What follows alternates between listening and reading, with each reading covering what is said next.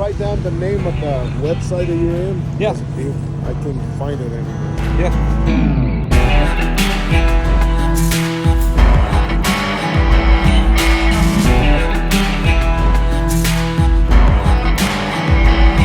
This better be the last morning that we have to do this because I am exhausted.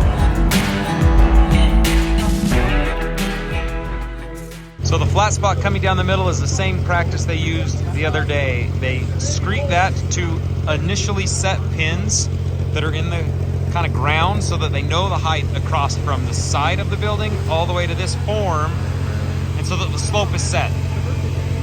So they'll run that flat and then they'll run the power screed on it and bring it all the way back.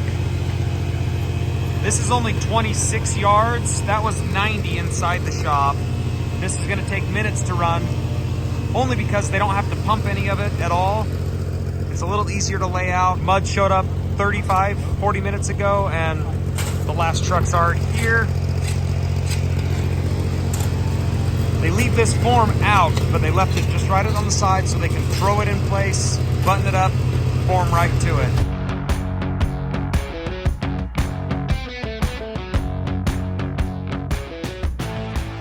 This pad is completely done.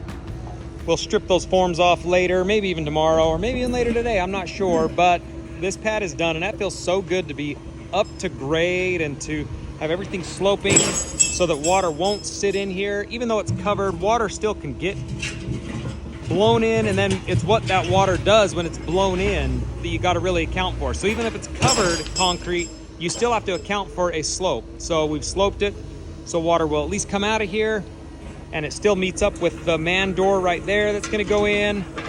So next we're gonna do this apron, and Ed kind of talked me into it, but he didn't just talk me into it like, hey, we're gonna spend some money. He said, hey, I think you should do this now. It makes more sense to do it now, and here's how I can fit it into your budget, which was really cool. So I told him, this is my budget, and he says, I think we can make this work. That's a good contractor. So we're gonna have a skirt going from the front of the shop out, because most likely this out here is gonna get paved with asphalt for two reasons. One, it's more economical. Concrete is great, but it is very expensive, and asphalt's a lot cheaper. It's not cheap, but it's cheaper.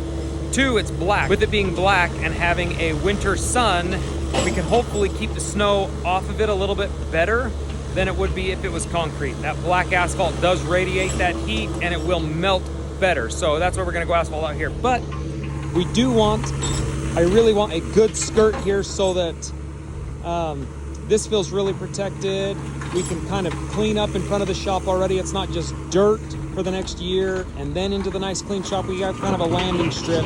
So they're gonna bring that all over and tie these two in, and that's what we're working on now.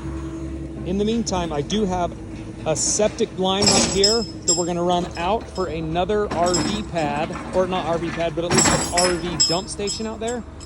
And then that other line is for a waste waterway. All of my water comes down here off the driveway and pools right here. So I need an escape for that, which is what that drain is for. And putting our cement slope right here just puts it away from our pad rather than bumping against the pad, getting underneath there for the next year, and freezing and thawing and causing problems. So we give us that 8-foot kind of landing strip, or apron they call it. Keeps our water out that way, and we should be good for another winter. So we're just gonna move these two pipes over, and we also have some conduit and sprinkler pipe I'm gonna put in right now while we have this exposed and before we concrete anything.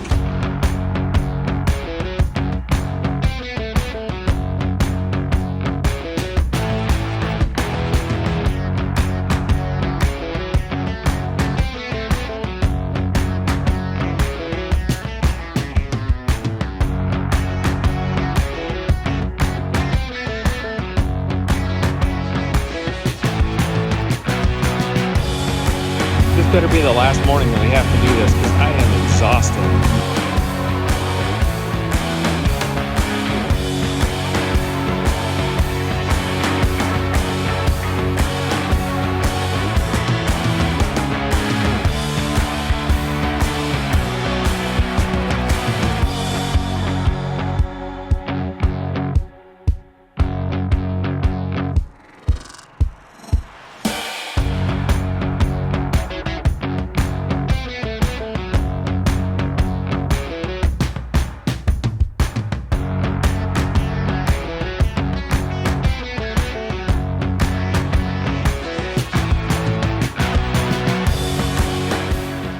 joints are ending up on the seams of the shop, so nobody could be over there to actually snap the line, so he's tied it to one of his screen poles.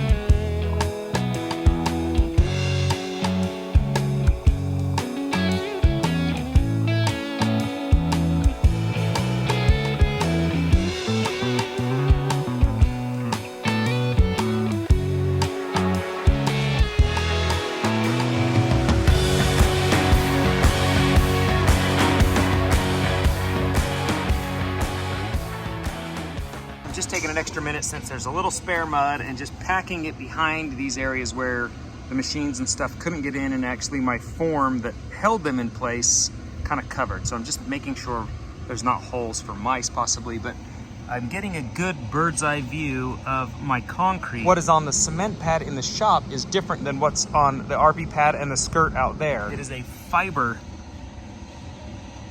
cement. So no, that's not cat hair you're seeing, that's a fiber that actually helps bond that concrete together a little bit better. All of the concrete is done in the shop.